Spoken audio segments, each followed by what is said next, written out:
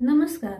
योगभास्कर Austro या ज्योतिषविषयक चॅनलमध्ये आपले सर्वांचे स्वागत आहे आणि आपण पाहत आहोत शुक्राचे होणारे राशी परिवर्तन आणि त्याचा प्रत्येक राशीवर पडणारा गोचरीचा प्रभाव या शृंखलेचा दुसरा भाग.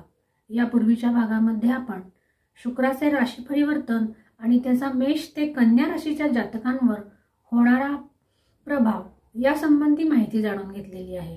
आजच्या भागामध्ये आपण शुक्राचे होणारे राशी परिवर्तन आणि त्याचा तुला, वृश्चिक, धनु, मकर, कुंभ आणि मीन या राशींवर कोणता प्रभाव पडणार आहे याविषयीची ज्योतिषीय माहिती जाणून घेणार आहोत. शुक्र हा ग्रह सर्वाधिक शुभ ग्रह आहे आणि ज्योतिषशास्त्रामध्ये सर्व ऐहिक सुखांचा कारक ग्रह आहे. मानवी जीवनामध्ये ऐश्वर्य, संपन्नता, सर्व प्रकारचे सुखोपभोग, दाम्पत्य सौख्य, प्रेमी जीवन, कला, सौंदर्य, आकर्षण या सर्वांचे कारकत्व हे शुक्राकडे आहे. असा हा शुक्र दिनांक 28 जानेवारी 2025 रोजी आपली सध्याची कुंभ राशी सोडून आपल्या उच्च राशीत अर्थात मीन राशीमध्ये प्रवेश करत आहे आणि येथे त्याचे वास्तव्य हे 31 मे 2025 पर्यंत असणार आहे. हा कालखंड फार मोठा म्हणजे तब्बल 124 दिवसांचा असणार आहे.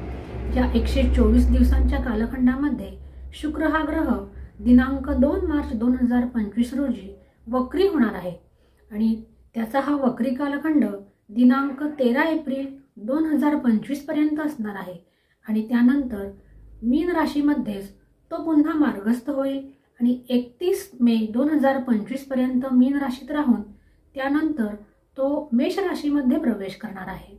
असा हा शुक्र प्रत्येक राशीसाठी कोणते राशीफल घेऊन येणार आहे याची आज आपण येथे चर्चा करणार आहोत. हे राशीफल आपल्या चंद्र राशीवर आधारित आहे. ज्यांना आपले चंद्ररास माहीत नाही अशांनी हे राशीफल आपल्या नामराशीनुसार पाहावे. शुक्राने मीन राशीत प्रवेश केल्यानंतर येथे गुरुशी त्याचा परिवर्तन योग म्हणजे अन्योन्य योग होत आहे. तसेच गुरु आणि शुक्र यांचा लाभयोग देखील होणार आहे.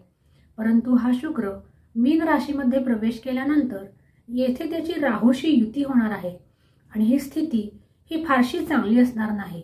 संयम बाळगणे हा त्यावरचा मूलमंत्र आहे. असा हा उच्च राशीतला शुक्र प्रत्येक राशीसाठी कोणते राशीफल घेऊन येत आहे या चर्चेमध्ये आज सर्वप्रथम तुळा राशीची चर्चा आहे.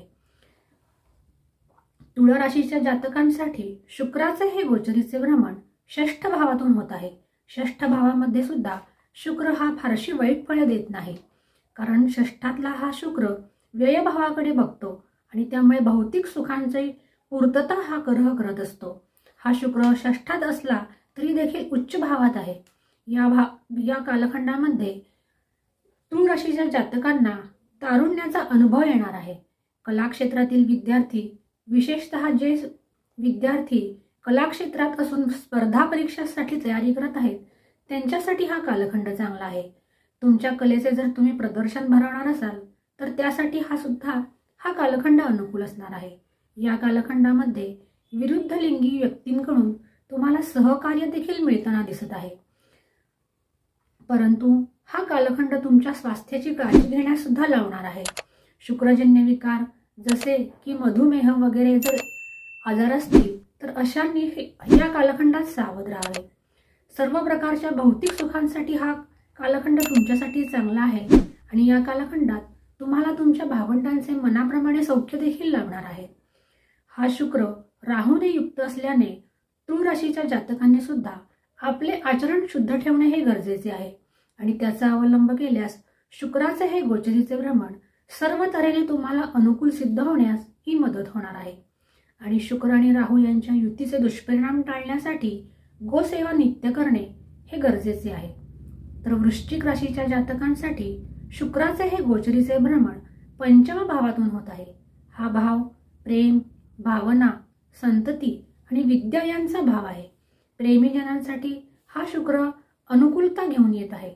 परंतु हा शुक्र राहूशी युती करत असल्याने तुमच्या जीवनामध्ये कुठल्या तिसऱ्या व्यक्तीला मात्र तुम्ही थारा देऊ नये, अन्यथा याचे दुष्परिणाम तुम्हाला भोगावे लागतील.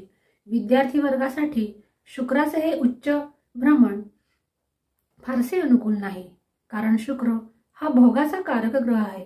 त्यामुळे विद्यार्थ्यांचे मन हे विद्याभ्यासात लागणार नाही आणि त्यासाठी मन एकाग्र करणे हे विद्यार्थी वर्गासाठी गरजेचे असणार आहे. या कालखंडामध्ये संततीच्या सुद्धा काही छोट्या मोठ्या कुरबुरी किंवा तक्रारी येण्याची शक्यता आहे. तसेच या कालखंडामध्ये वृश्चिक राशीच्या जातकांनी आपले स्वास्थ्य जपणे हे सुद्धा गरजेचे आहे आणि त्यासाठी त्यांनी आपला आहार सुपाच्य ठेवावा. प्रेमीजनांसाठी हा कालखंड अनुकूल आहे आणि ज्या प्रेमीजनांना आपल्या प्रेमाचे रूपांतर विवाहात करण्याची इच्छा आहे त्यांच्यासाठी सुद्धा हा कालखंड खूप चांगला आहे. धनागमनामध्ये वाढ करणारा हा कालखंड आहे, कारण या शुक्राची दृष्टी ही लाभभावावर पडत आहे. ही स्थिती वृश्चिक राशीसाठी धनागमनाचे मार्ग मोकळे करताना दिसत आहे. तुमच्या परिवारामध्ये सुद्धा एकोपा असलेला दिसून येणार आहे आणि वृश्चिक राशीच्या जातकांनी सुद्धा शुक्र आणि राहू या युतीचे दुष्परिणाम टाळण्यासाठी लक्ष्मीची आराधना ही तुम्हाला फलदायी ठरताना दिसत आहे. तर धनु राशीच्या जातकांसाठी शुक्राचे हे गोचरीचे भ्रमण चतुर्थ भावातून होत आहे. चतुर्थ भाव हा सौख्याचा भाव आहे आणि धनुराशीसाठी हा शुक्र मालव्य योग निर्माण करत आहे. परंतु असे असले तरी देखील शुक्राचे हे गोचरीचे भ्रमण धनुराशीसाठी संमिश्र फलदायी असणार आहे, कारण हा शुक्र धनुराशीसाठी षष्ठेश आणि एकादशेश आहे. षष्ठ भाव हा रोग रिपू ऋण यांचा भाव, तर एकादश भाव हा षष्ठाची पूर्ती करणारा भाव आहे. परिवारामध्ये तुमच्या एकोपा असलेला दिसून येणार आहे. या कालखंडात तुमच्या मातृस्वास्थ्याची काळजी घेणे हे सुद्धा तुमच्यासाठी गरजेचे असणार आहे. व्यापारी वर्गांसाठी हा कालखंड ठीकठाक म्हणता येईल, परंतु जर पार्टनरशिपमध्ये व्यवसाय करत असाल तर मात्र सावधतेने निर्णय घेणे हे गरजेचे आहे. प्रेमीजनांसाठी सुद्धा हा कालखंड सतर्क राहण्याचा आहे. त्यासाठी तुम्ही तुमच्या जोडीदाराशी एकनिष्ठ राहणे हे गरजेचे आहे. चतुर्थ भावातून हे शुक्राचे उच्चेचे भ्रमण असल्याने घराचे सौंदर्य खुलवण्यासाठी म्हणजे इंटेरियर डेकोरेशनसाठी जर तुम्ही खर्च करणार असाल तर त्यासाठी मात्र हा कालखंड अनुकूल आहे. परंतु हा कालखंड वादविवादापासून दूर राहा असे देखील सुचवत आहे. कार्यक्षेत्रामध्ये तुमचा दबदबा वाढणार आहे आणि प्रेझेंटेशन हे तुमचे उत्तम असणार आहे. घरच्या नात्यांमध्ये जर पूर्वी काही मतभेद असतील तर या काळामध्ये ते मिटताना दिसून येत आहेत. घरामध्ये एकंदरीत मांगल्याचे आणि उत्साहाचे वातावरण असणार आहे. स्थावर प्रॉपर्टी, वाहन, वास्तू, जमीन इत्यादी जर खरेदी करणार असाल तर त्यासाठी हा कालखंड अनुकूल आहे. परंतु वाहन मात्र तुम्ही जपून चालवणे हे गरजेचे आहे. तर मकर राशीच्या जातकांसाठी शुक्राचे हे गोचरीचे भ्रमण तृतीय भावातून होत आहे आणि अशा या उच्च राशीत असलेल्या तृतीयातील शुक्राची दृष्टी भाग्यभावावर पडत आहे.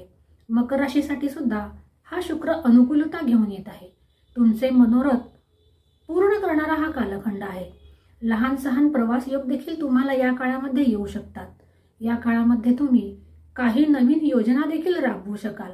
मनोरंजन करण्याकडे तुमचा कल असलेला दिसून येतो. छोट्या सहलीचे आयोजन देखील तुम्ही करू शकणार आहात. एकंदरीत आनंददायी वातावरण आणि खुशनुमा परिस्थिती असे स्थिती मकर राशीच्या जातकांच्या वाट्याला येणार आहेत आणि त्याचबरोबर तुमच्या प्रियजनांचा सहवास देखील तुम्हाला लाभताना दिसून येत आहे. जीवनसाथीचे सहकार्य सुद्धा या कालखंडात तुम्हाला मिळताना दिसत आहे. या काळाचा आनंद घ्या आणि ह्या काळातली आनंद द्विगुणित होण्यासाठी शंकराची उपासना मात्र नक्की करा, कारण हा शुक्र राहूने युक्त आहे हे विसरून चालणार नाही. तर कुंभ राशीच्या जातकांसाठी शुक्राचे हे गोचरीचे भ्रमण द्वितीय भावातून अर्थात धनभावातून होत आहे.